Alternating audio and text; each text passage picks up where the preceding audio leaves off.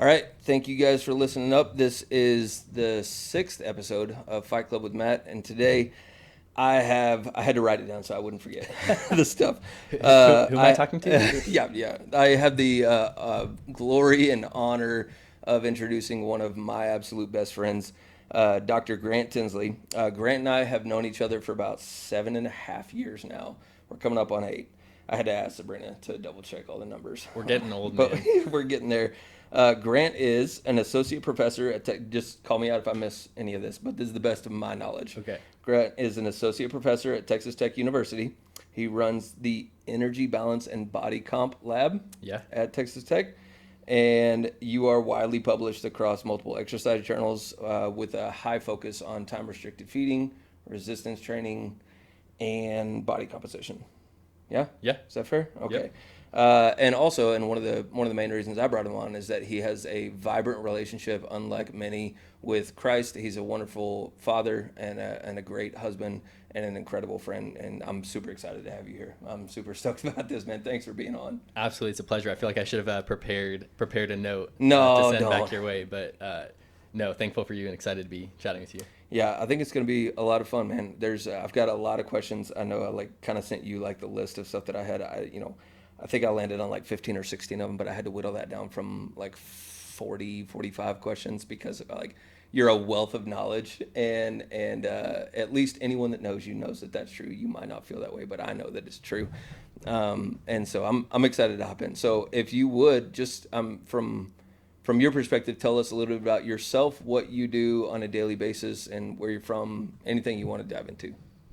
Yeah. So background, I moved a lot growing up. I have an amazing family. My parents are, the people I look up to most in the world. I'm a middle child, so older sister, younger brother. We were all very close because we moved. I think it was about a dozen times between when I was born and when Oh, wow. I left home. So quite a few times.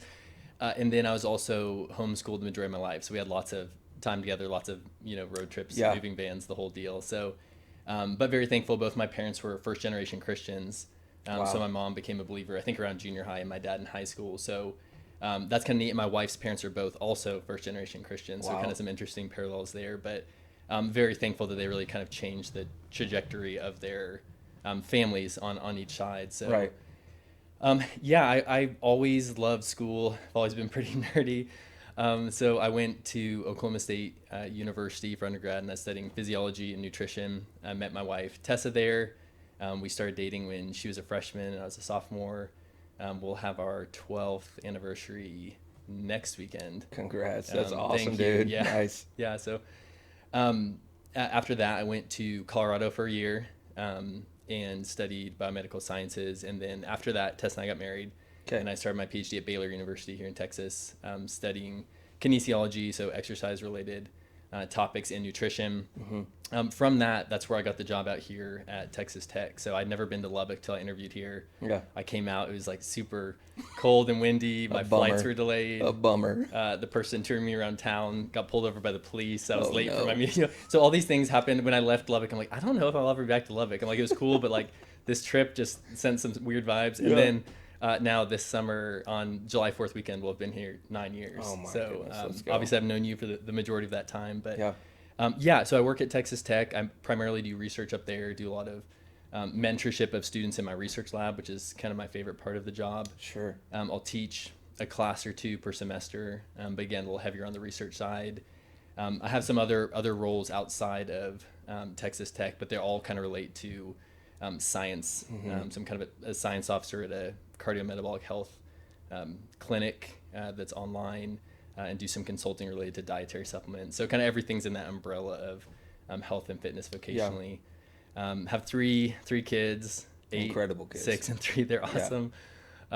It's just crazy. I feel I've told you this because you were around through all those, but I just feel like, my eyes and heart were opened in a way that I could never imagine before I had kids. I assumed I'd have kids, wanted kids, but it was just instantaneous and rapturous joy. Yeah. Euphoria for several years, and then they get a little older and you kick in, more of the discipline, this and that. It's still, joyful, but there's some harder days mixed in with the euphoria. I love that.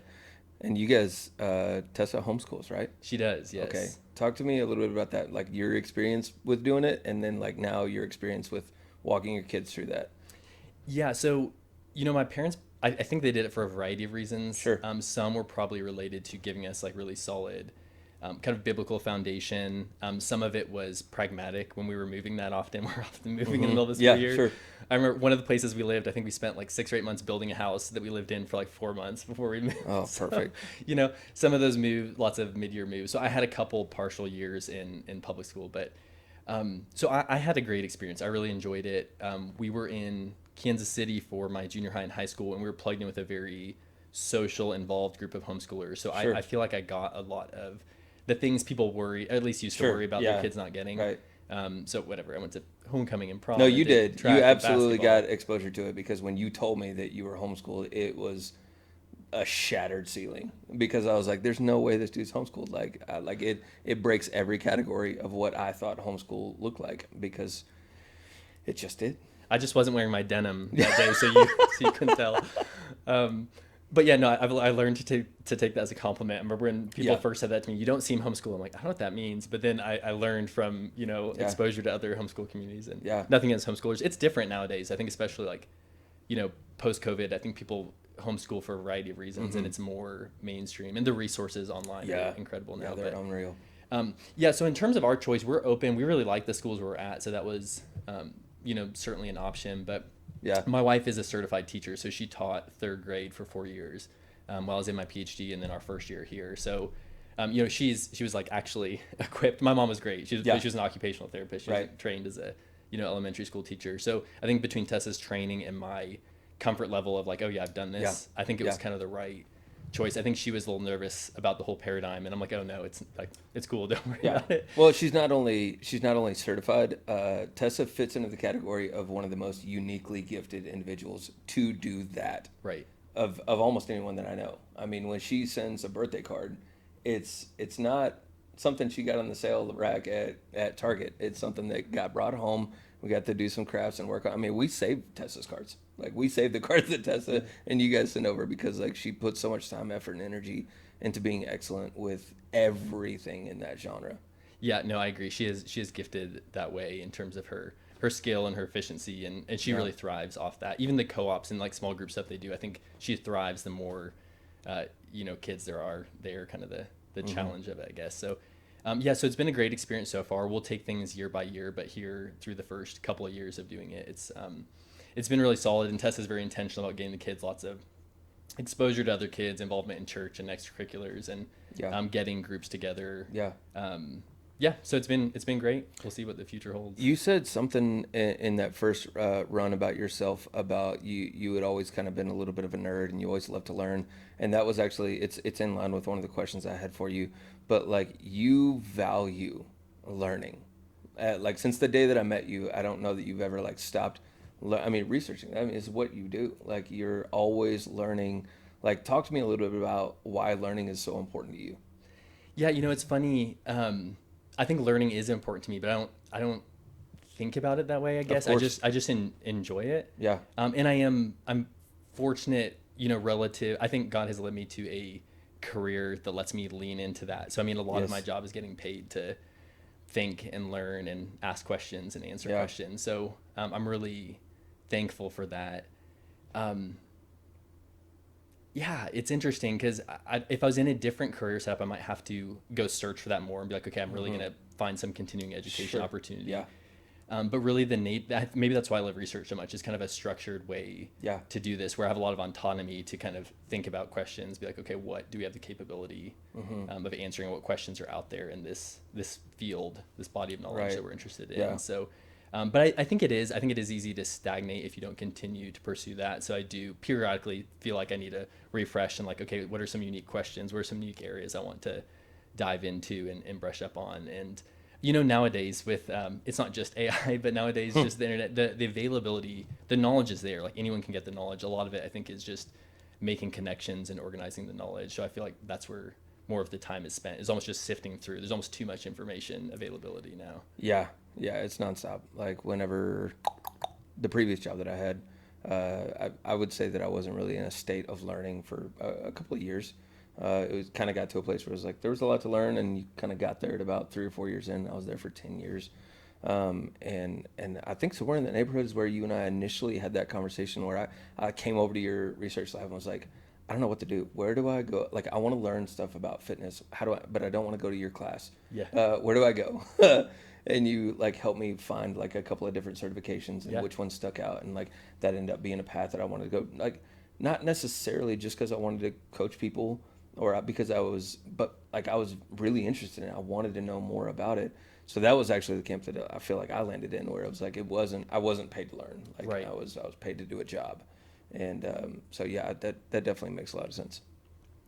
Your field, before there's, I know you saw there's like a handful of deep questions that I want to walk through, but before we go to the deep stuff, I want to go into the fun stuff that I love talking about with you, and I'm sure that all the other 25 podcasts you've been on have talked to you about. But like, talk to me about diets, and I'd love to talk about diets and time restricted feeding and resistance training. Talk to me about the myriad of diets that are out there, why they work, why they don't work, what should people do? Yeah, so you probably already know what I'm going to say, which is It's a softball. Yeah, there are different ways of viewing this, and of course, if we're talking about this, there's a huge spectrum of people. We're talking about people who have never, on one end of the spectrum, have never like intentionally modified their diet beyond just what they were exposed to growing up, just what they feel like eating. There's been no steps towards like intentionality and health on one end of the spectrum. The other end of the spectrum, super. Maybe even obsessive on like every macronutrient and micronutrient and weighing and tracking and so on. So, it's hard to generalize across everything, but if I were to do that, my opinion, and I think it's supported by the evidence, but my opinion is that the best diet would be one that gradually moves you towards health goals, towards recommended nutritional intakes while being very sustainable. There are many of these dietary programs that, maybe they'd be effective for jumpstarting someone's interest in nutrition, but they're so restrictive that someone may be able to follow it for 30 days or 60 days, 75 days, 90 days. Yeah.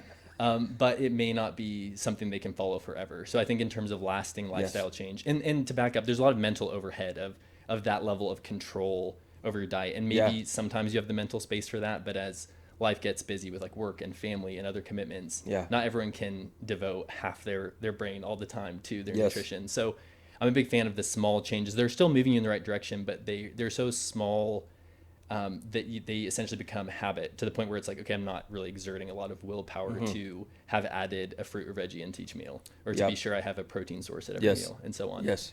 So yeah, as the broad perspective, I'd say in big picture, I mean, nutrition can seem complicated, but big picture, strong support for most people, say in the United States, benefiting from eating more vegetables, eating more fruits, eating lean proteins, eating fewer what we call hyper-palatable foods, so those super rewarding foods that we love that melt in your mouth, things that have a ton of calories in a very small mass, so things like chips, things like cookies, chocolate, all the things, and those things are fine in moderation, but we just tend to eat so much more of those items than we realize. Right. So anyways, big picture, you could summarize again in under a minute some good nutritional principles. It's kind of how you get there and the baby steps you need to go from where you are to a diet to be more consistent with promoting health, but that you can also stick to long term. What about so since meeting you, I mean, you've really opened my world to like it was like taking the red pill in the Matrix, right? It was like I think the way that you phrased your opinion to me right out of the gate was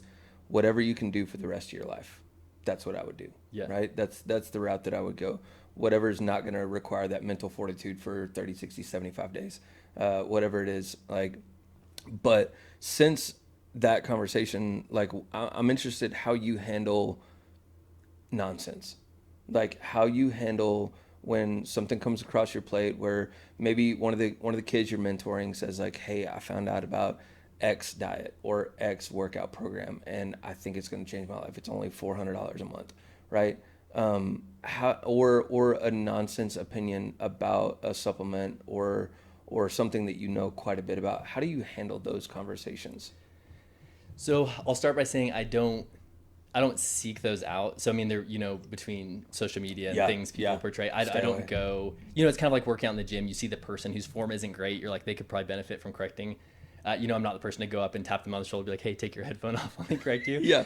So probably the opportunities I see that more, certainly in the classes. So I teach several nutrition related classes, and we'll do assignments where, for example, people have to watch a popular nutrition documentary, which those are virtually always Everywhere. terrible. Yeah. So they have to watch it and critique it, and we walk through that in class. So I probably do that mostly in settings where I'm kind of set up as the authority on that matter. I definitely don't. People will, students and people I mentor will come to me with some of those questions, but I definitely don't just look for those opportunities because, I mean, as you know, they're more, you could spend all day, every day trying, even out of a, generous spirit of trying to help people. You could spend all day, every day trying to guide and debunk and whatnot. So there are some people who that's their thing and they're spreading education that way. I do a little bit of that, but I certainly don't seek it out. So when the opportunity presents itself, happy to correct towards what I think is like truth and consistent with the evidence, but I'm not out trying to pick a fight with everyone. I think that's why, like, even in the spiritual realm, like, you see a lot less like benefit from like the curbside apologist that's screaming at people, Right. versus the couch conversation. Yeah. Right. And the couch conversation in a lot of ways is earned. Like, and I think the same thing crosses over. I see so many, which I'm sure you do too, but I see so many parallels between the spiritual realm and the physical realm, particularly as it pertains to like discipline. But in the same concept, I'm trying to get at what I'm trying to say here. Like, you want to share the gospel with somebody, you want to be open with them. Sometimes just right out of the gate may not be the best route. Yep. Sometimes inviting them into your life and getting to the couch where you can have a one-on-one conversation with them is going to mean more to them, because like, I think if you had come out of the gate and just said like, hey, P90X is stupid, don't do this. Like, if I probably would have been like, I don't know this guy and I'm not going to spend any more time with him. Right. But we got to know each other. We got to be close, and I got to understand more of who you are, what you do, and got to learn this opinion. And like, and it shaped and molded a lot of the way that I attack nutrition and health from then on, because of a couch conversation that we had about this. And so I really value like going at it that direction. But I like what you said about not seeking it out, not seeking out those antagonistic conversations that are probably going to do more harm than they are going to be good. Right. Yeah. What, so you spend a lot of time around what is popularly known as intermittent fasting, time restricted feeding. So talk to me a little bit about fasting, both from the physiological side and also from the spiritual side. Yeah, so fasting, we have done research on this. I guess it's been about a decade now, kind of where our lab has contributed. There's been a decent amount of fasting related research, but it's typically in populations with obesity or cardiometabolic risk. Where we've made kind of our unique contribution is in the context of exercising individuals, particularly those performing weight training. Yeah. Just because it's it's an interest, a love. Yes. And more from the perspective of if we're limiting all our nutrients to a certain period of time, are there any detriments to these normal beneficial adaptations to exercise we see? Are there benefits, so on? So big picture, zooming, not just our lab's research, but many others, zooming out, these time-restricted eating programs, which for anyone who's not familiar, it's just limiting all your calorie intake to a certain period of time each day. Very common would be something like 8 hours. And we have information from the general population saying most people's eating window, meaning from the time they first eat calories in a day to the time they last eat calories in a day, is more like 10, 12, 14 hours. Yeah. Many people, from the time they wake up till the time they go to bed are ingesting calories, not constantly, but so essentially we have seen that these are effective programs for limiting people's energy intake, so consuming fewer calories. I think the reason these programs are really popular is they don't require you necessarily to modify what you're eating. They don't require you necessarily to track your nutritional intake. It can be as simple as, you start eating at 10 a.m. or that's when you kind of first break your fast and you're done eating by 6 p.m. And that's just a lot easier for people. They can still eat lots of the foods they enjoy, but it does tend to have them reduce their calorie intake overall. Right. So in the setting where someone, say, would benefit from some weight loss or some fat loss, these can be really feasible paradigms. It's a good on-ramp. If you don't want to dive into the macros and you don't want to dive into calorie counting, it's just like set a timer, 11 to 5? Yeah, depending on how long you wanted that window. Whatever the window is going to be. Oh, that's right, because there's multiple time restricted feeding like iterations. You can do 4-hour windows, 6, 8, 12, or I think one you showed me was like every other day. Yes. Yeah. So there are some, I think overall the evidence is leaning towards it being better to have a consistent pattern each day. Yeah, But sure. there are some paradigms where it's like you eat normally one day, the next day you don't eat, which is Right. pretty extreme. Yeah, so these don't necessarily address what you eat. So there are other nutritional targets. If someone is still eating a very low quality diet overall in that shorter period of time, it's still not ideal. But like you said, it could be an on ramp. There could be some other nutritional items that are Right. tweaked. So yeah, so we have done a lot of research there. From the, it's interesting from the spiritual perspective. I think because I've studied it academically, I have to fight against, if I am employing fasting for spiritual reasons, to have it be for spiritual reasons, because I think about the physiology, and if I'm like at this duration of fast, what's happening metabolically, Yeah. and what's Sure. happening to my energy intake. So in some, not like a huge detriment, but in some ways that's been a challenge to if I want to fast for a spiritual purpose, to be sure that's first and foremost, not just like, Yeah. oh yeah, I'm gonna reduce Right. my energy intake today Yeah. by doing this long fast. But yeah, I mean that from church history, I think it's a very, it's a spiritual discipline that's been practiced Yeah. regularly, that without like overstating it, I think can be a very useful tool. And I probably don't have like oceans of information to share on this, other Yeah. than my own personal Yeah. kind of tension of not having it be just purely for a like fitness or physiological reason, but leaning into the spiritual ideas of dependency on God when we're abstaining Yeah. from this kind of physical For sure. comfort and need. Yeah, no, I love that. It's I like for a long stint of like my Christian life, I didn't do it. Like when it first came out of the gate, like, and I tried it. I mean, I might have made it 3 hours before I went to a vending machine and spent $15 on Cheetos. Like, I don't know what it was. It didn't go well. But that book that we all did at Spiritual Disciplines of the Christian Life, did you go through that one, Don Whitney? I did at some point, I Yeah, think. that was the one that like really turned fasting on for me, like, and like walking through, because he kind of gave like three purposes behind a fast, that really kind of opened my eyes that there is purpose and there is a why behind doing this.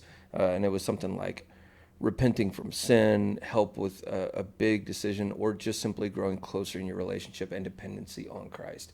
And I think like walking into the fast, just like anything else, like victory loves preparation, that kind of mentality of like a fast that you walk into and you're just like, I'm just not going to eat today, right? And that's it. It's like, it might go well, probably not. But a fast where you walk into and the mentality is, I'm here because like I've got sin in my life and I want to repent from that. I want to walk away from that, and I need to grow closer in my walk with Christ in order for that to happen. And like you're replacing meals with time in Scripture or in prayer and worship or whatever have you. I always liked like whatever, I don't know who said it, but like using those hunger pains as reminders to pray, because I ended up praying a lot. Yeah. In like the first couple of times that I went through it. But I love that, man. I really like that. Let me see. What do you think about the like newest iteration of weight loss drugs? I think honestly, I think they're incredible.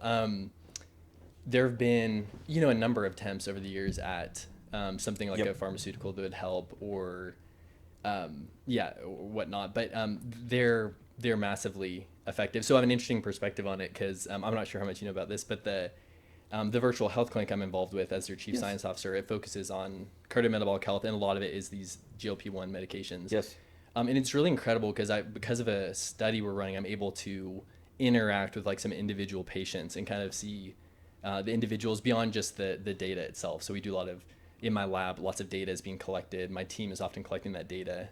So I'm often at this point in my career a step removed from the actual people walking through the door. Yeah.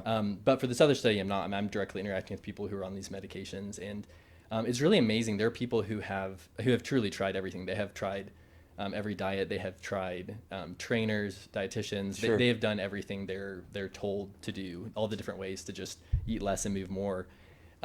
Really without long-term success. And that's really what the data supports, is that with lifestyle change, there are some people, and you and I probably each know some examples where they go through that, just paradigm shift, lifestyle change. They Right.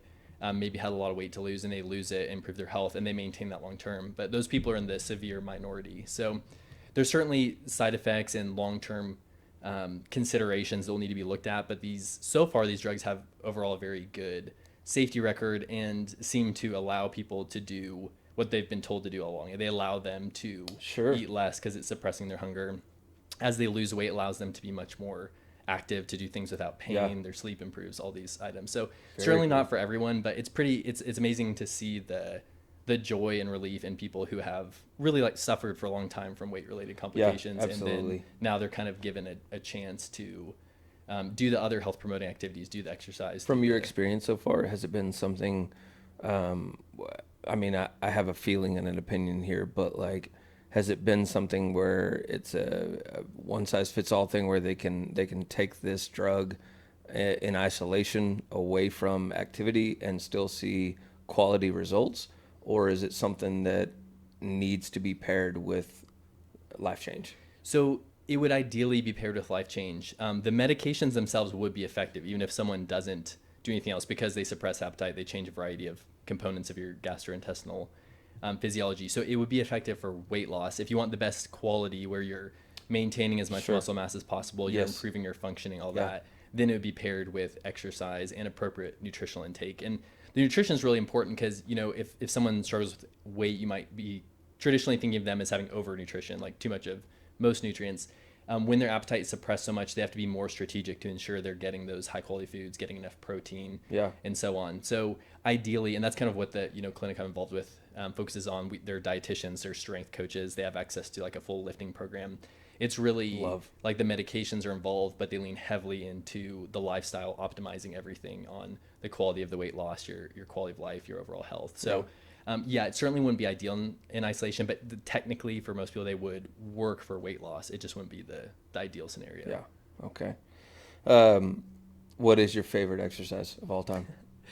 Deadlift is always what I My say, man. barbell deadlift. My man. I know it. Now I'm going to be 35 later this summer. It's the recovery gets slower, which makes me a little bit sad. So I'm not like hitting PRs every week anymore. So You're still doing the birthday, aren't you? yeah, I still do birthday deadlifts. Okay. And as often as I can recover. Is it a from PR them. every time?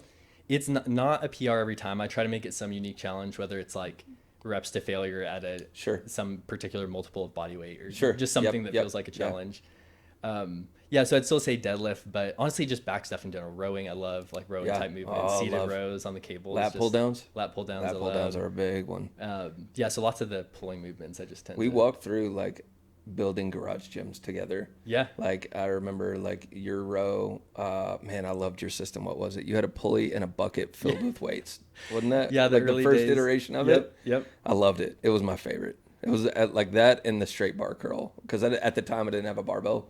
And so like Yeah. every time I came to your house on a Saturday to work out, I was like, hey man, you do what you got to do. I got to do some straight Yep. bar curls. Yep. Like, I love that. It's super fun. So this wasn't on the list, but for my sake and for the people's out there, because you are not only a mental specimen, you are a physical specimen, extraordinarily fit, and you're in the small category of doctors that take it very seriously. Tell me what your workout split is right now. So right now, I just switched. So I primarily lift. I do some other things for cardio several times a week just to get my heart rate up, whether that's stationary cycling, You're doing boxing, CrossFit? jump rope. Not exactly. They're usually individual sessions, but either stationary, biking, occasionally running, but more often jump rope, boxing, something Yeah. like that. Yeah. For the lifting split, I just for a while had actually been on a like full body workout multiple times a week, more like 4-ish times a week. Okay. But it would be, just one, possibly two exercises per either major movement or muscle group. I just switched back to a push-pull leg. So Yes. I'll have, I'll probably do typically 5 workouts a week, just rotating through push-pull legs with some variability in the specific exercises, set and rep ranges and so on. For the few people that don't know the push pull legs, Yeah. tell them what those include. Yeah, so a push day would be primarily pushing movement. So if you were thinking about this in terms of muscle groups, largely involving the chest, the shoulders, like anterior and lateral deltoid, the triceps. So it'd be a lot of, again, pushing movements at various angles. So, something like a flat bench where you're pushing perpendicular to your body all the way up to, really say something like a decline press all the way up to like an overhead. Overhead press that'd be fairly vertical, and included in that would be accessories for like the triceps and so on. Right. The pull day, lots of pulling. So deadlift could be thrown in here, or the leg day, depending on how you conceptualize it or how you feel. Yeah. But lots of pulling movements, again, at various angles. So you have something very high, like a pull up or a lat pull, down to kind of mid rows, down to a very low row. So just lots of different angles of pulling. along with typically the elbow flexors, so like biceps and brachialis would be included in there. And then the leg day, just, it's legs. So it's deadlifts could be on there, but lots of variations of squat. I have a belt squat set up I really like now. It just Okay. gives my back a break sometime. It's nice. It's Like U the clips. Titan thing? No, so it's you like got a these cable between these U-shaped clips that you can put on. So like I have a barbell attached to one of the safety pins in our rack, and it just like Yeah. pivots on there, and then I have a belt that's attached with the other U Sweet. clip. Yeah, they're called U clips. It's really nice. Love that. You'll have to send me a picture of that. Yeah, no, it's been a good setup. And then a variety of, accessory leg stuff. So the specific exercises can vary, but it's kind of a good split. Are you working out your forearms and calves? I do calves probably every other leg workout. I probably should do them every leg workout because they're not a strength. Yeah. Forearms, I don't do a lot of isolated work. If I do enough pulling, I think it's enough of a stimulus. Sure. If I ever have time, I will add it. But at this stage of life, it's usually like max efficiency. Yes. Is the goal. 100%. Yeah. Absolutely. All right, let's dive in a little bit deeper. In your world, in your work, and your wonderful family, in your church community, Grant, tell me what it looks like right now for you to be actively fighting sin and fighting for faith. Yeah, so this is fighting sin and fighting for faith. I think a lot of it, for me, relates to, and probably for lots of people, but relates to my thought life. So I've thought a lot recently in the last, year or two about kind of my mental frameworks on different topics and how I think just what we're inundated with from whether it's social media, headlines, just the implicit worldview all around us, movies, shows, everything is pushing us away from a biblically, okay, I shouldn't say everything. Almost everything is pushing us away from a biblically centered worldview. So I'd say the last year or two, kind of what this has looked like for me is I have a lot of documents, kind of these outlines I've written out. It's kind of in the same vein as like New City Catechism. So like Sure. Geller's Yeah, idea totally. of catechism and kind of like these statements or verses that you're rehearsing to the point where they're just in your mind. So when something comes up, a topic comes up, a thought pattern comes up, Prompted those questions and thoughts- prompted answers. Yeah, exactly. So here it's not, my documents aren't necessarily question answer format, but I have, for example, the first one I wrote is kind of like ultimate view of reality. And it's taking Sure. a lot through, just the big picture things, creation, fall, redemption, restoration, kind of concrete statements articulating what in like my best frame Yes. of mind are what I believe to be biblically true and supportive verses there for each point. And I just read through, I spend a lot of my quiet time reading through these because it's largely verses. It's just kind of organized and structured in Yes. a way that relate to a thought pattern if some topic comes up. So I have this kind of ultimate view of reality one. I have one on family, one on work, one on interaction with others. And all of these are essentially just kind of a accumulation of verses over the years, but just organizing them better than like looking at this huge long document. Yes. Here are a bunch of great verses or all the verses Yeah, I've bookmarked yeah. in my Bible app. Yeah. So that's been really helpful for me because, and I think, Keller was talking on this in some podcast I was listening to of his or a sermon, but kind of our thoughts informing our feelings, which inform our actions. And I think without being intentional with our thoughts, again, implicitly we're being pushed away from a biblical worldview. I think that leads into our feelings of whether it's feeling bad for ourselves or feeling like we deserve X or this or that. Lots of those things I think can lead to the sin pattern. So to me, starting with the thoughts and the frameworks, the ways I think about these topics is kind of upstream of that, and I think is helpful for either preventing or addressing when feelings come along that might lead me towards sin, where I think like, oh, here are thoughts I'm having that why I think in this moment when I'm not in my best mind, why it's justifiable for me to do something that is wrong. So I think that's been really helpful. I think I'm seeing more and more in terms of like leading the family in that area that we really are, even if we're investing in our kids, saying like, okay, we're having them learn these verses, we're giving them exposure to the Bible in these areas. Us taking care of our own spiritual health is really critical and trickles down, just like our relationship with our wives and our, Yes. kind of spiritual conversations with our wives. That trickles down not only into the kids overhearing some of these things in a beneficial Yes. way, but also the way we respond to them. And I think taking it away from just the legalistic, dogmatic, like, okay, recite your memory verses, do the right thing, Yes. behave the way you're supposed to. Because I was getting concerned at some point that we're setting up a paradigm of like works-based righteousness, where it's like, okay, with yeah. the kids, it's like, okay, obey. How often are we saying Yeah. that? Do the right thing. Yes. And we want that, but I think if I'm working through these biblical frameworks more often, I'm more likely to see the gospel connections and step into that, whether that's me asking for forgiveness to my kids and pointing out how walking Yeah. through the gospel with them, like, daddy's sinful just like you are. Yep. I did this Yep. wrong and I was feeling this way and I took it out on you and I'm sorry and I'm thankful that I'm forgiven for that because I trust in Jesus, and just walking through the Yes. whole thing.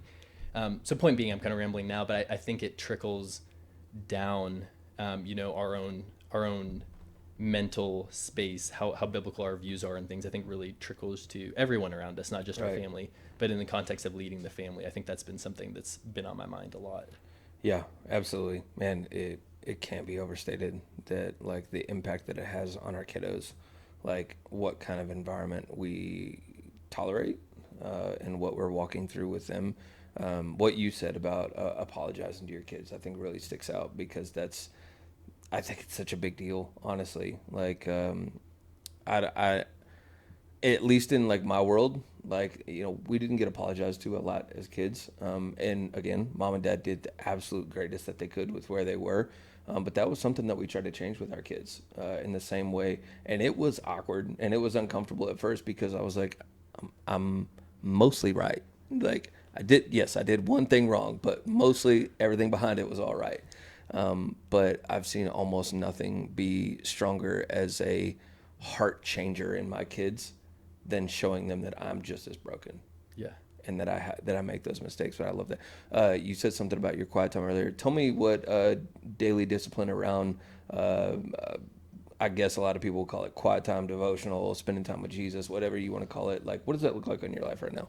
Yeah, so it varies. I'm often working through particular books. I've spent a good chunk of the first part of this year working through Knowing God by Yeah. J.I. Packer, which was fantastic. Nice. A lot of, if it's kind of like a quick go-to, I just want to get my mind right before the day gets busy. I'm often consulting those documents, and again, it's mostly Bible verses. It's not like some magical document I wrote. Yes. It's more or less just going through the work of organizing the verses in a way that I feel like lead me along the right thoughts. So, usually it'll be one or two of those documents. I'm walking through all the verses in those documents, and I'll kind of pull it up and be like, okay, which one of these do I think I need to look at right now? Is it very big picture? I need like this ultimate view of reality orienting me to everything. Is it family, because I haven't been like engaging with that as intentionally as I should this week? Is it I'm getting together with my friend Matt? Should I look at my interactions with others document and have the right frame of mind for interacting with other people, as an introvert, with a great extrovert? So that's a component. Usually we live a little bit away from Texas Tech, so usually every morning I'm listening to a Keller sermon. Tim Keller's just been more the best. Yeah, he's been the best. more influential. The best. Than You're in anyone. good company. He's the best. Yes, I'm looking at his picture above your shoulder here. He's the man. Yeah, so that's usually always on the way to work, sometimes the way home from work as well. So I love that time because it's not a replacement for like reading the word, but it's kind of like a guarantee that I'll be getting really thoughtful biblical insight on relevant topics. I love that. That's really cool. Tell me, kind of pulling it back to like work a little bit. Tell me how do you view your scientific work as part of your faith and your relationship with Christ? Yeah, so I guess I'd view it, so science really is studying the natural world. So from a Christian worldview, the natural world is God's creation, so he's responsible for it, regardless of how you view the particulars. God originated all matter and space and time and is ultimately orchestrating all things towards his purpose. So really, it's just kind of an opportunity to study the detail God put into created order. And it's just incredible to me, just diving into the creation. My goal with it is that seeing the created would then draw my heart to the creator, rather than just saying like, oh, the human body is incredible for its own sake, and I'm going to worship the human body. Like talks about in Romans, kind of like worshiping the created rather than the creator, but rather to be amazed by that, but then direct that awe back towards God. So I really view it as studying the natural, and then of course my relationship with God is the supernatural, but he also orchestrated the natural. So I feel like learning about creation teaches me some about God. It certainly doesn't replace like what God says about himself in the Bible, right? But shows you something about the care of God in forming and orchestrating kind of physical matter. I'm trying to think of the word that Wayne Grudem uses to describe that very instance in systematic theology. it starts with a P, and it's the word that is used to like uphold everything at all times by His word, whatever that word is. I can't remember. Um, what the How do you navigate the perceived tension between research and science, and like your brain is very data driven, very logic driven, and the miraculous, like and like, wrapping your head, like what you just said, like God made it all, like it, we believe in miraculous things. Does your job and your world that you live in sometimes create tension in your heart around those things? Yeah, I don't find tension in my heart. It is interesting, and I'm not a complete expert in this, but my understanding is the view of the tension between, say broadly, like science and religion is relative to history a newer thing, and that many great scientists over the centuries were like Bible believing Christians, and viewed their work as a calling from God, and did not find tension there. So personally, I don't. I see that people portray this as sometimes an adversarial relationship, Yes. but I have read a number of people in this area. So, for example, Francis Collins was the head of the Human Genome Project, which is like one of the most important scientific projects in recent history and probably all of history, and is a strong Bible-believing Christian. Started a whole nonprofit around conversations between like science and Christianity. Yeah.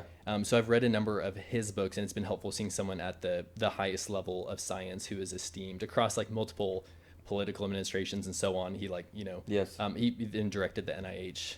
So anyways, someone who I is, didn't know that. yeah, as esteemed as you can be in science, but very outspoken about his biblical faith Wow. and pursuing that, and those conversations. And some of it gets into details on topics like creation and evolution. And I think, sometimes people just, die on a hill of the particulars when, Yes. Yeah. to me, in the big picture concept, again, God created all things. Studying science shouldn't, it doesn't threaten God. God is not, Yeah. my view is, he's not threatened by Right. anything. Anything we discover is just us unwrapping another layer of the onion of what he's allowing us to discover about the physical. We'll never like completely understand the physical he's made, at least this side of heaven. I don't know if we'll have science class, No, in the no, I new love heavens that. and new earth. It's well, and like, so the differentiating fact, there's a lot of differentiating factor between a cult and Christianity, but like in a cult, you're not allowed to ask questions, Right. right? And Christianity and Christ is saying, ask all the questions you want. Ask all the questions you want. I remember the word preservation, the doctrine of preservation, meaning that by His word, He not only made everything, but by His word keeps everything flowing, right? The atoms stay together. The grass grows and does what it's supposed to. The concrete does what it's supposed to do. The mountain stays where it is because of the doctrine of preservation. He keeps, and like the doctrine of preservation is going to be the one where your field and many, many, many like yours are going to do lots of research and find out more about the doctrine of preservation, and find out that, oh, this stuff just does what it's supposed to do always. And I'm learning more and more and more about that. But I love the way that Christianity models itself from a stance of like, man, ask all the questions that you want, because there's nothing to hide, right? Yeah. I think that I think it was JT English that said that, like, for almost every single question that you've got, like, and there are moments to walk in faith, but almost every question you've got has got a reasonable and reliable response found in the gospel. Like, and I love that about it. And that's why I love like hearing about what you're doing, because I think that it's not a, what do they call it? A dichotomy. Like, it's Yeah. not a dichotomy. It's not science or Christ, right? Yeah. It's they work synonymously together. Yeah, absolutely. In And I harmony. think if Christ was present at creation, and I think Keller again talks about this a Yeah. lot, but Christianity is very pro physical, and it's not the Christian worldview is not that physical matter is bad and it's only spiritual. There's this whole integrated person that God created, and world that God created with the spiritual and the physical. So yeah, I think it's amazing. There's certainly times where you are put up against hard questions if you go deep into it, like, okay, is this statement in the Bible literal? What does this mean relative to like what we're discovering in science and so on? And there's again people who have written at great length about that. But from the big picture perspective, again, I just view it as studying God's creation, and I know we'll never get there at completely understanding everything. But then the spiritual, certainly God has the power and authority to enter into that with the Yes. miraculous at any point he wants to, most, Yes. most visibly through Jesus' life and death and resurrection. Yeah. So, I mean, I think to me, it's a kind of beautiful thing, even though, yeah, it's sometimes portrayed as like you said, and even unfortunately, even in Christianity, there are some churches or areas where like, yeah, don't ask questions, just believe, just faith. Don't become a scientist. Don't do these things. And thankfully, I think you and I have been exposed to pastors and churches who are not that way and who understand that there are those answers for everything that we need for spiritual life and vitality in the Word. Yeah. There's a lot of hills to die on, and some of those are just not worth it. Yeah. Like, I love that. What do you think? Okay, so kind of a two-parter. Do you know the number of publications you're up to right now? For peer-reviewed journal articles, I think it's around 150. Okay, in that neighborhood. And this is why I have this question for you. In your field, you're incredible at what you do. And I love being around you. And I know so many people that just love, especially like when I have people that like, I'll say, hey, you know Grant? They're like, no. And I'm like, well, you need to. Like, you need to know him because he's just a well of knowledge that you can draw out of. And so I point this question at you for a very real purpose. How do you fight the temptation to find your value in your work as opposed to Christ? Yeah, so it's interesting. Everyone's unique in the body of Christ. We have different roles. God made us different ways. Some of us like blue, some like red. That's He sure. did not create us all to be robots. I have to think about this periodically because I'm very to-do list oriented. I kind of like, I show up to work, I have my to-do list, like I work through my to-do list. I find a lot of joy in work itself, which thankfully, again, through Keller's great book, Every Good Endeavor, and a number of sermons. We'll never say it enough. I think that's got to be the third time we said it on the podcast, and I'll never stop saying it. Yes. Every Good Endeavor, check it out.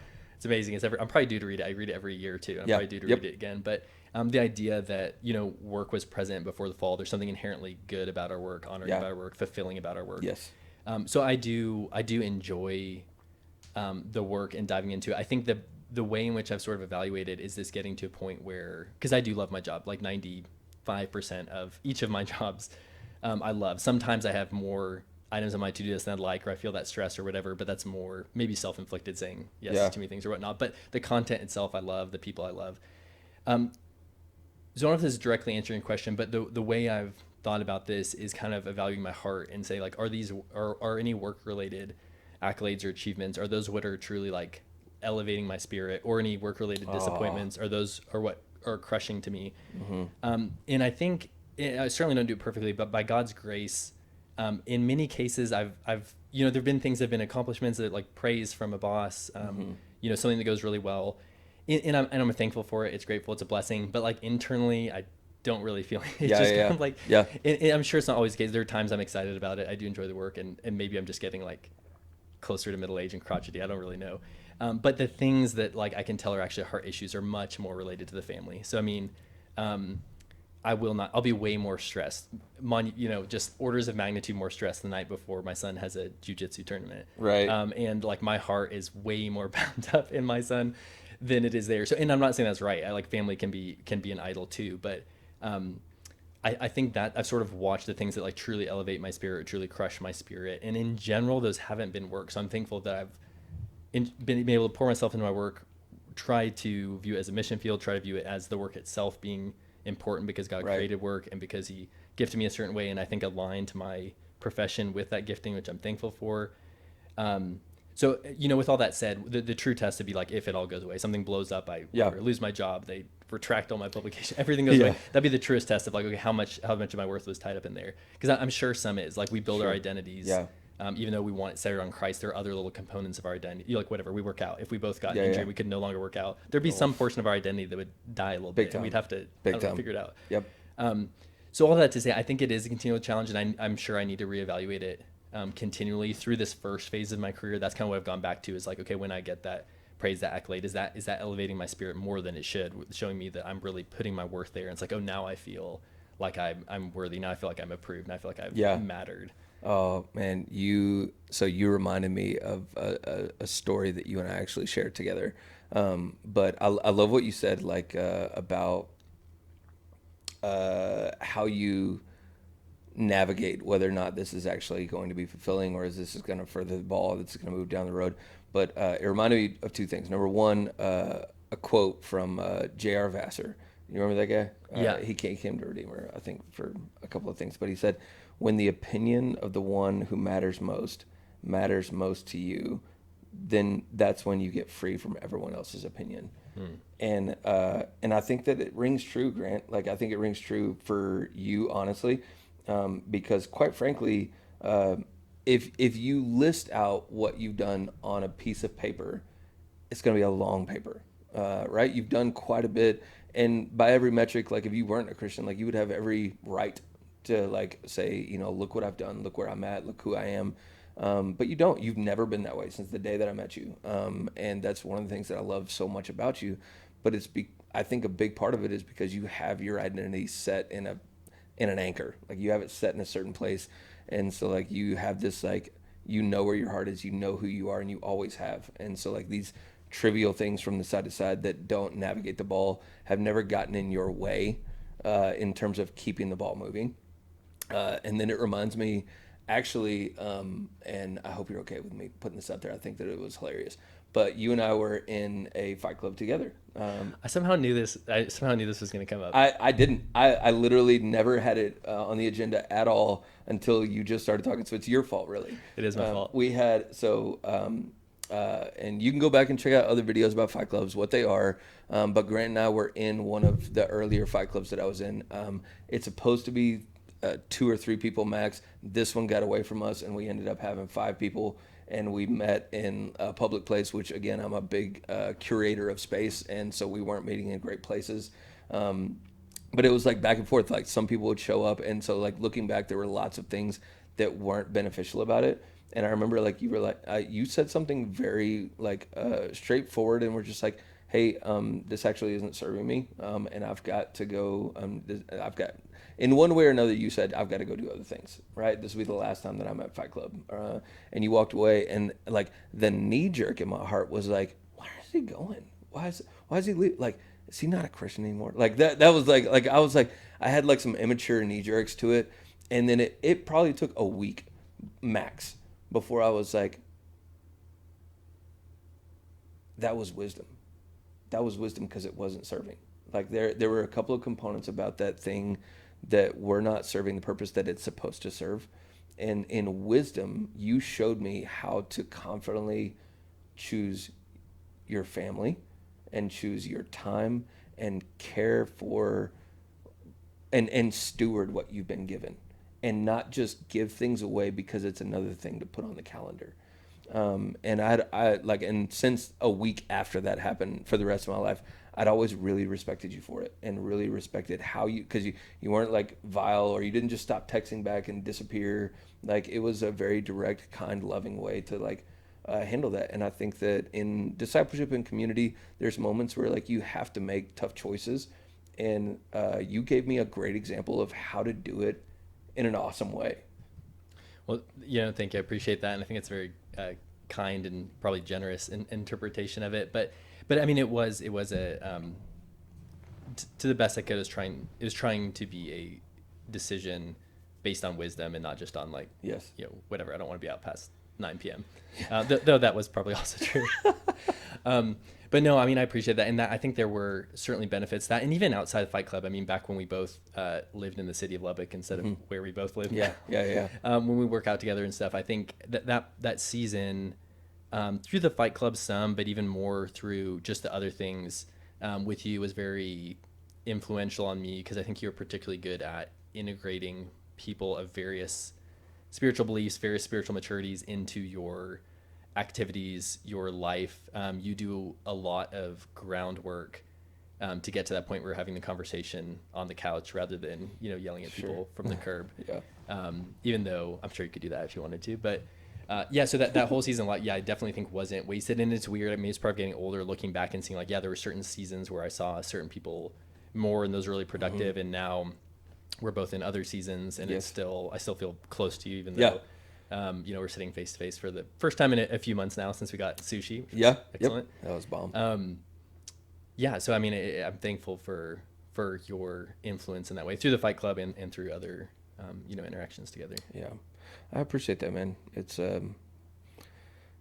a process. Like I am big surprise. I am extroverted and I do like to talk to people, but like, I mean, I was talking to Cody, was the last person I had on here, Cody Carroll, and man, he lit a fire under me about sharing the gospel because like, I mean, he was the first person that had like a direct answer for like, here's how to do it, here's what I do, and here's what it looks like. And I was like, every other guy that I'd asked was like, I haven't done it.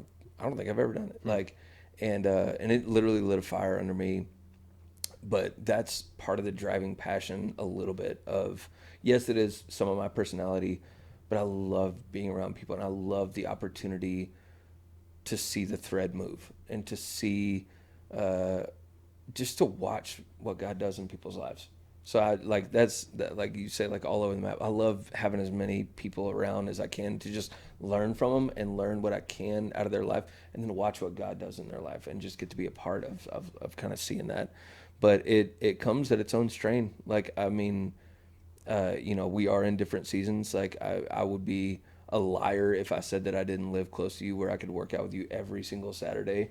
Like that was like a hard protected time of my Saturday schedule. Like it was like people would ask me to do something, I'd be like, it can either be early in the morning or it can. We were working out like 1 p.m. I think so. Somewhere in that, anywhere from 11 to 1. Yeah. Like, and I was like, you can't have the middle of my Saturday. Yeah. Like it's blocked off.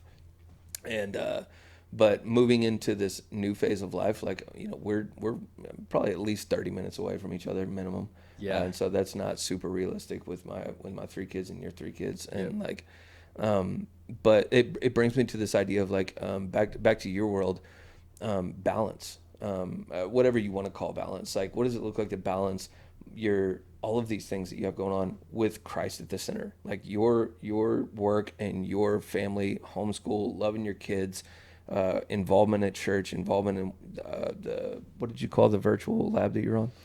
Vineyard is the name of the medical Yep. clinic. Yeah. Chief Science Officer. How do you balance all of that with Christ at the center?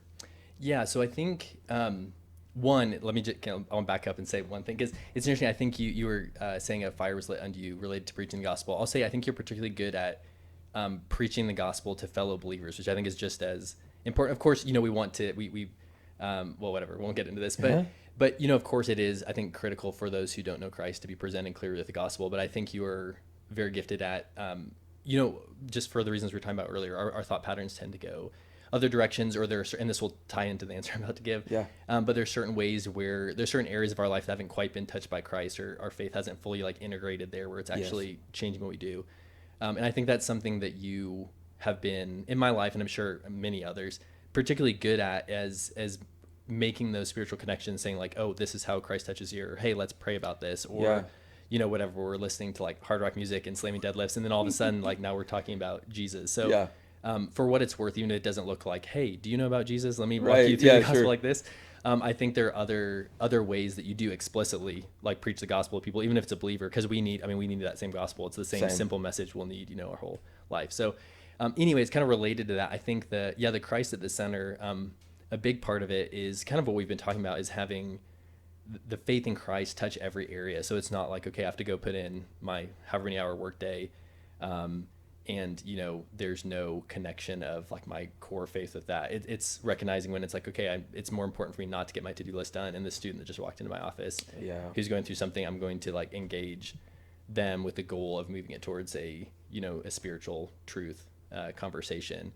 In addition to the work, say I'm alone, I'm just like typing numbers on my computer. The work itself, being like, okay, I'm trying to honor God, I'm trying to bring order out of chaos, trying to be a gardener, like the original job God gave to Adam and Eve and whatnot. So part of it, I think, is the integration of everything. In terms of the balance, I think having, for me, just like practically what it looks like is I typically rise early, get in the office early. I have a time like where I'm always leaving. It's typically by like 4 p.m. at the latest. It's varied at different times, but no matter if I'm in the middle of something really critically important, I stop it and I leave. If I'm teaching an evening class or something that particular day, I can't do that. But in general, it's like there's a certain time I cut off. It's always a terrible time, but just do it. Whereas before kids, it's like, okay, I'll get to a stopping point. Tessa's also working. We can each get to our stopping points I'll go Yeah. to Body Works back when we had Body Works Oh and man, the gym. R.I.P. dude. Yeah, on the way home and do my hour and a half workout, and then get home and we eat dinner at 7:30. You know, it's very different now. It's Golden like days. I have to get home. Yeah. Honestly, the home gym has been a lifesaver. So I Yes. first started home gym right before my oldest son was born, so over 8 years ago now. And that's critical because I can kind of, sort of two birds with one stone. The kids are often out there. I'll get home from work. They're often out there playing, so I'm catching up with them, learning about their day. Yeah. I'm also getting to work out. They're getting to see, hopefully healthy lifestyle patterns Yes. modeled, all these things. But that's really been huge. I try in the work itself, just try to be efficient. I try to be a good steward of my time. I try not to, I'm not taking with exception, probably the last like lunch hour I took is when we went and got lunch however many months ago. It's like, That is too long. I hook up my protein shake IV. I have my Oh can my of fruit. gosh. But I do try to work hard. I try not to, not that I'm not engaging with people, but I try to work as hard and as efficiently as possible so that I can be as productive as I can to honor my, kind of employers and be able to get home, Yeah. take the kids to their extracurriculars, get my workout in, Mm-hmm. have time with my wife. So, this stage of life, it's not like we have just kind of oceans of leisure time around. Right. There are many, hobbies I haven't necessarily pursued, but just what I'm leaning into is like still maintaining kind of like the health and fitness items that would be not only good for my body and my soul, Yes. but also like just modeling that for, our family, but also leaning into it's like, okay, so maybe my main extracurricular right now is watching my kids do jujitsu instead Yes. of me getting to do Yep. X, Y, or Z. I love So I don't know. I think it evolved. And it evolves. It was different when we had the little kids. It's like, okay, they're down for nap. Now we can go have We're a great free. workout. We're free. Yeah. Yep. Right. Now those naps stop and we have to, it's. Dude, my it's all day. oldest used to take 3-hour naps, like 3.5 hours minimum every day, and it make me emotional. I miss working out that much. Yeah. That was awesome. It's incredible. How is okay, we're getting real close to the end, dude. I just got like one or two left. This is one I want to ask you. How has God's grace met you in some of your weakest moments? You and Tessa, whatever you want to go. Yeah, that's a good question. So I'll probably preface it by saying, we've just from being in life with people, I think there are many people who have, close friends of ours who have walked through objectively more challenging things. So not that we haven't had our weakest moments, but in many ways I feel thankful for a relative lack of kind of major life trials in the health in the realms of children, miscarriage, many tragedies that many people close to us have walked through. So I definitely recognize that we have, I say in a way it's a blessing, but at the same time, there's certain growth that happens, I think, in those challenges that you probably don't get any other way. Sure. So I don't want to be short-sighted and just be like, okay, there hasn't been some huge accident or death or, something. So, independent of that, our weakness, our sin nature is enough to bring out moments of like intense weakness. So I think, I don't know, that's kind of a hard one to answer. I think in moments where I feel the most weak, I rest in the fact that God is completely unchanging and completely perfect. I'm also often having this thought that, one, thanking God that he exists, that there is truth, that there is more than this life, that there is kind of an ultimate purpose for everything, and also that he's good. I think that it's great that there's all powerful deity, and like how amazing is it that he is loving and wants relationship with us and created us for relationship with him, rather than, I don't know, pagan portrayal of like angry God. So I don't know. I don't know that I'm actually really directly answering your question. In those moments, what I would like to do in the times like when hopefully I'm doing it right, is just looking at God, who he is, his character, his person, and how that is unchanging through all these circumstances. Thinking about the eternal perspective, just this tiny little dot of time we're in compared to all of eternity. Right. That's probably the best I have for that. I love that, man. Before I forget, I meant to say it earlier. Give me a brief definition of what creatine is and what it does, and your opinion on it. That's a hard left turn. I know it's a hard left turn, but I meant to say it earlier, and you can't leave without saying it. So creatine is it is a molecule that's produced naturally inside your body, many places, but in particularly high concentration in the skeletal muscle. It helps with something that we call the immediate energy system. So, it's active to different degrees at all times, but this energy system you could associate with like rapid bursts of activity. So if you're going all out sprint. If you're doing like, heavy reps to failure in a certain range, Sure. where you'd have this energy system particularly active. And what this energy system does is regenerate ATP, which is kind of our cellular energy currency. So creatine supplements, we produce some of this naturally. We get this from a variety of foods, but particularly meats.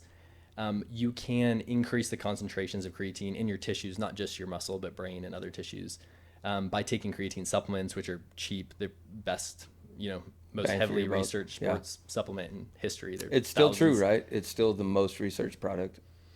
It is. Yeah, you could maybe quibble on protein depending on how you conceptualize Yeah, like foods sure. and stuff. But yeah, essentially, yeah, as a standalone supplement, pretty much the most researched. Good safety record, so on and so forth. So essentially, if you take some of this as a supplement, you can increase the concentration of creatine in your muscles. They're looking at higher dose creatine now for brain health and so Sure. on. But point being, it just helps. It helps improve the capacity of this cellular energy system. So that might equate to a little bit more explosive power in a certain athletic event, maybe a few more reps on that rep to failure and so on. So over time, it could improve your exercise adaptations for most people. A lot of it is relative to how much creatine you have. Some people, depending on their diet and genetics, they might be like mostly saturated and they get just a smaller amount of benefit. Your biggest benefit would be like your classic vegan. They're getting like virtually no creatine. So like if they go on a creatine supplement, they might feel like a superhero. But yeah, great supplement. Very minimal downside for most people. Decent upside for most You people. don't, if I remember correctly, you don't have to, whatever you call it, onboarding. Yeah, the creatine loading. Loading. Correct, You don't. yeah. You don't have to load, right? Correct. You can just start taking. What's the recommended dose? 5 milligrams. 5 grams will 5 do it for grams. most people. If you want to get really specific, it's 0.03 grams of creatine per kilogram of body mass. Okay. Okay. Many people will do like 3 to 5 grams a day, and that's the right amount for them. And you can just take that indefinitely. Any danger? None that has been well documented. Cool. So I'd say no. Awesome. I've heard you say that. I just needed it to be Yeah. recorded. Yes. And I almost forgot about it. Well, man, we're getting really close. I want to be respectful of your time. You've got a trip that you've got to go on. Yes. Man, is there anything else that you want to share, go into before we get out of here?